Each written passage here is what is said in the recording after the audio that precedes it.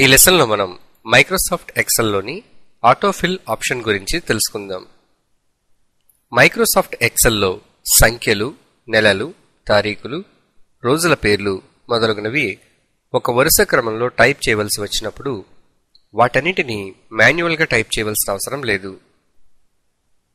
ఉదాహరణకు మనం నెలల పేర్లను ఒక క్రమ సంఖ్యలో ఎంటర్ చేయాలి అనుకున్నప్పుడు ముందుగా ఆ క్రమంలోని మొదటి నెలను ఒక ఎంప్టీ సెల్లో టైప్ చేయాలి.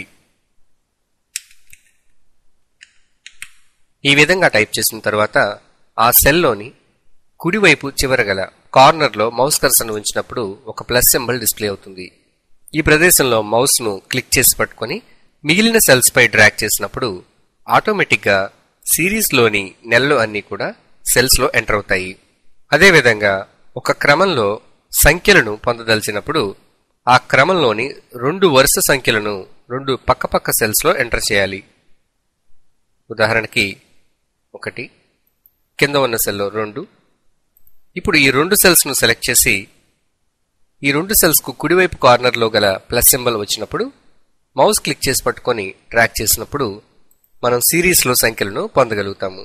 ఏదైనా ఒక ఎంప్టీ సెల్లో ఒక సంఖ్య ఎంటర్ అయి ఉన్నప్పుడు దానిని డ్రాగ్ చేసినట్లయితే కేవలం అదే సంఖ్య మిగిలిన సెల్స్లో రిపీట్ అవుతుంది.